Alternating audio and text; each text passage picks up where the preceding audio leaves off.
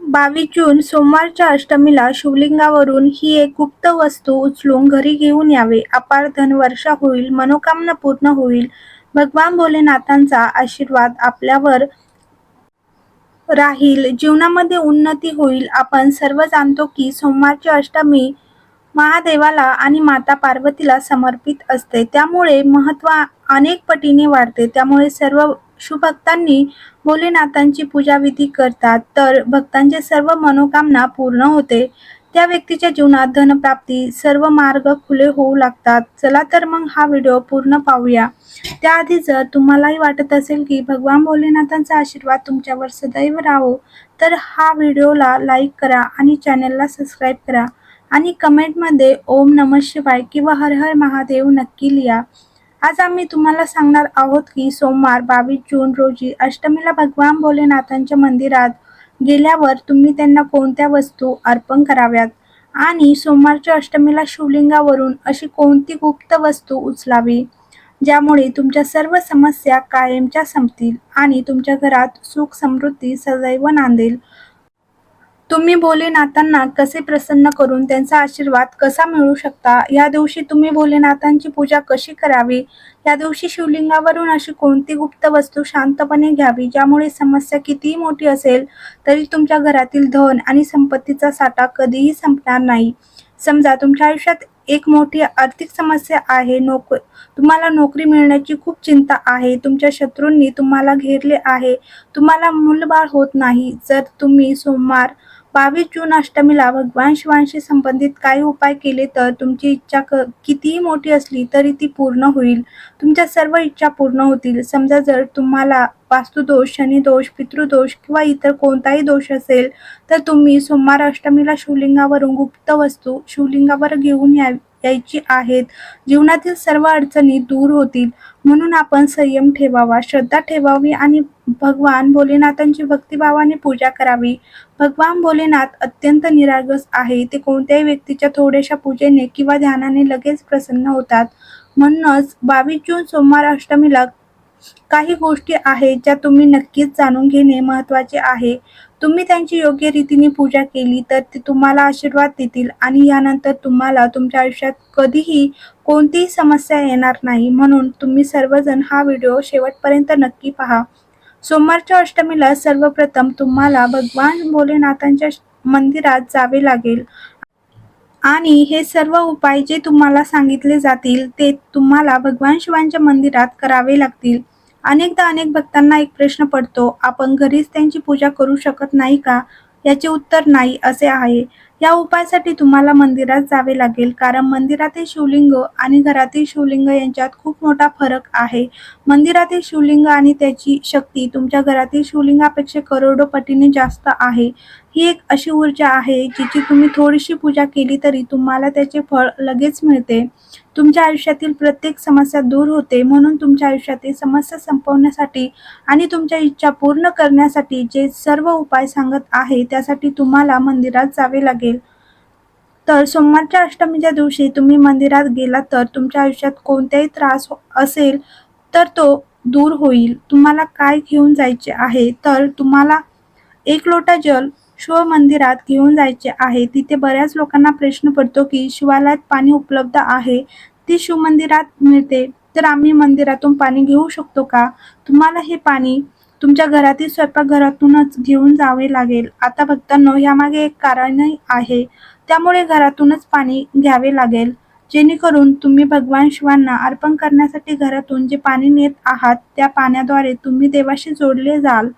या पाण्याद्वारे तुम्ही तुमच्या सर्व समस्या देवाला सांगाल आणि जसे तुम्ही हे पाणी भगवान शिवांना अर्पण कराल तसे तुमच्या समस्या सुटतील. म्हणूनच तुम्हाला घरातून 1 लोटा पाणी घ्यावे लागेल आणि या समस्या सांगताना तुम्हाला ते पाणी देवाला अर्पण करायचे आहे. तुमची इच्छा असल्यास तुम्ही त्यात गंगाजलाचे 1-2 थेंबही टाकू शकता, कारण गंगाजल मिसळलेले पाणी अर्पण केल्याने भगवान शिव आपल्यावर खूप प्रसन्न होतात. आता भक्तांनो, यासोबतच तुम्हाला एक सुंदर आणि सुरेख बेलपत्रही घ्यावे लागेल. बेलपत्र घेताना ते लक्षात ठेवा की ते कुठेही तुटलेले किंवा फाटलेले नसले पाहिजे. यासोबतच सोमवार अष्टमीला झाडावरून बेलपत्र तोडू नका, कारण असे केल्याने भगवान शिव क्रोधित होऊ शकतात. म्हणून शक्य असल्यास तुम्ही 1 दिवस आधी बेलपत्र तोडून ठेवू शकता. शिवलिंगावर अर्पण केलेले बेलपत्र सुद्धा पाण्याने धुवून वापरू शकता. आता तुम्हाला अष्टमीला भगवान शिवांना पुढील वस्तू अर्पण करायच्या आहेत. सफेद फूल, जेणेकरून तुम्हाला भगवान शिवांचा आशीर्वाद मिळेल. यानंतर तुमच्या आयुष्यातील सर्व समस्या संपतील. यानंतर तुम्हाला भगवान शिवांच्या मंदिरात पांढरे किंवा पिवळे चंदन घेऊन जायचे आहे. लक्षात ठेवा की जर तुम्ही भगवान शिवांना दूध अर्पण करणार असाल तर ते पूर्णपणे गरम केलेले नसावे, कच्चे दूध असावे.